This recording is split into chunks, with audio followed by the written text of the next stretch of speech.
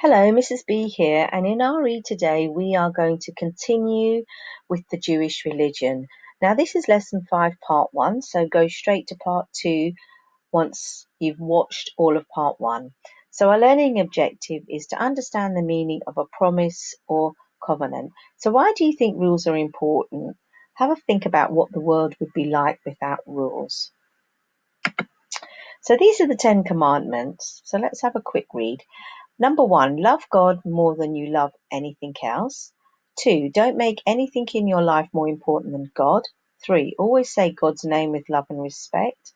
4, honor the Lord by resting on the seventh day of the week. 5, love and respect your mum and dad.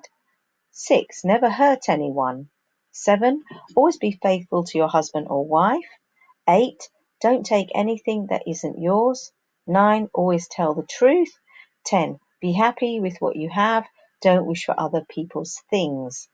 So what Christian values do they show? And these are our Christian values. Have a little think about what values do these show? Hope, wisdom, friendship, endurance, and compassion.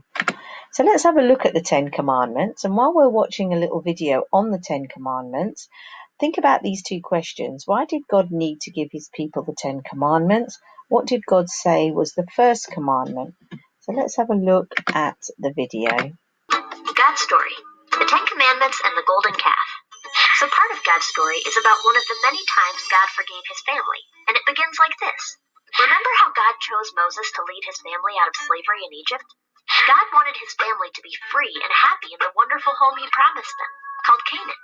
All they had to do was follow God home through the wilderness. The problem was, they kept disobeying God instead of following him. They kept trying to do things their own way.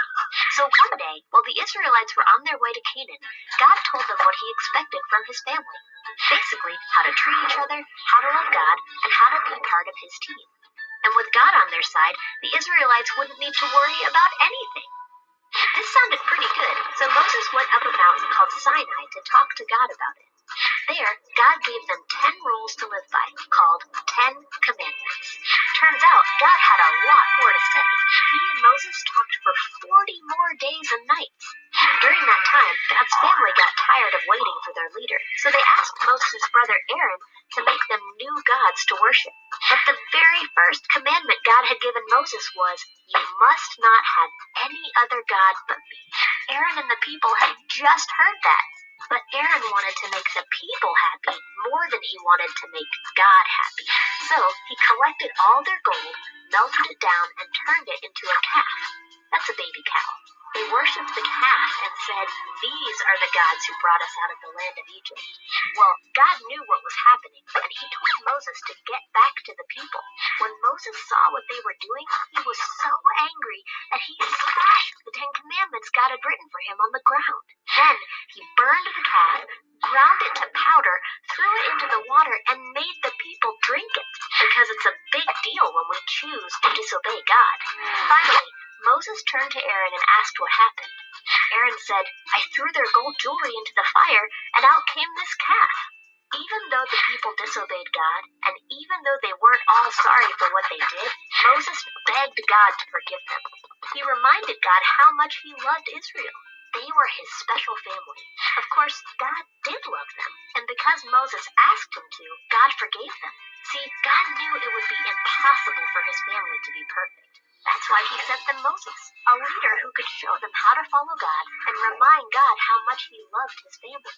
And for many years, God would continue to choose leaders, sometimes called prophets or judges or kings, who would tell God's family when they messed up and ask God to forgive them. Why did God need to give his people the 10 commandments? Because they were disobeying them and disrespectful. And what did God say was the first commandment? And that was, "You must not have any other God than me."